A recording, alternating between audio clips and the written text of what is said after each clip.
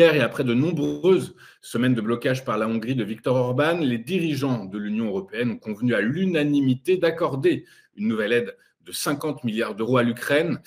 Débloquée sur 4 ans, cette aide, qui entre dans le cadre du budget de l'Union européenne jusqu'en 2027, garantit un financement stable, prévisible et à long terme pour l'Ukraine. Cette décision constitue donc un coup de pouce majeur pour le pays qui pourrait commencer à manquer de fonds dans les semaines à venir pour payer les salaires, les retraites et autres services de base. Cependant, l'Ukraine compte sur l'aide américaine, toujours bloquée pour couvrir la totalité de son déficit budgétaire pour 2024 et maintenir ses approvisionnements militaires.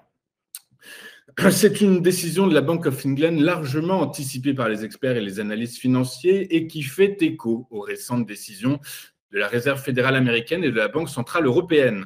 En effet, hier, la Banque d'Angleterre a déclaré que son comité de politique monétaire avait voté à une majorité de 6 voix contre 3 en faveur du maintien de ses taux directeurs. Et ce qui est surprenant, c'est que 2 membres ont voté en faveur d'une hausse de taux de 25 points de base. Ceci dit, un peu plus tard dans la journée, le gouverneur Andrew Bailey a déclaré que l'inflation n'atteindrait pas l'objectif de 2% avant 2026, mais qu'elle se rapprocherait de ce niveau au printemps 2024.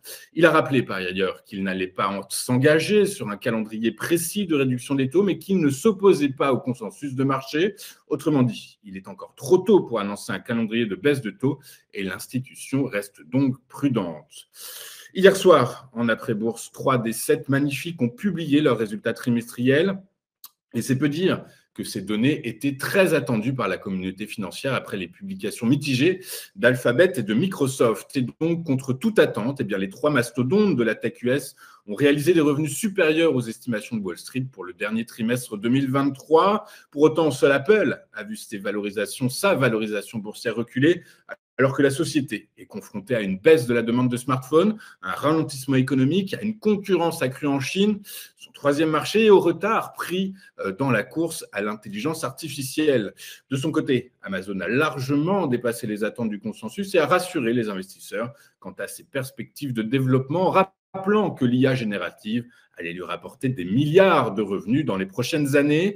Enfin, Meta Platforms, société mère de Facebook, a rebondi après une crise en 2022 grâce à la reprise du marché publicitaire et à la réduction de ses coûts. Les résultats de l'entreprise témoignent donc du rythme de reprise du marché publicitaire.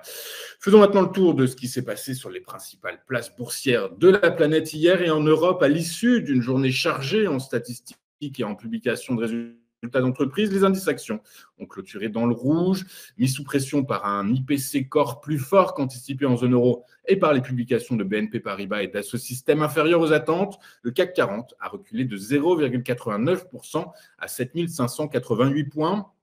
À Francfort, le DAX a cédé 0,26% à 16 859 points. Enfin, à Londres, le FTSE a clôturé en baisse alors que la Bank of England a, comme on l'a vu, laissé ses taux d'intérêt à changer tout en écartant une baisse trop rapide de ses taux directeurs. L'indice phare britannique a donc cédé 0,11% à 7622 points. Aux États-Unis, après un repli excessif hier, les indices actions ont donc, après un repli excessif la veille, les indices actions ont rebondi hier. Le Dow Jones a pris 0,97% à 38 519 points. Le S&P 500 a gagné 1,25% à 4 906 points. Enfin, le Nasdaq Composite s'est lui étoffé de 1,3% à 15 361 points. En Asie, ce matin, dans le sillage de Wall Street, le Nikkei a gagné 0,41% à 36 158 points.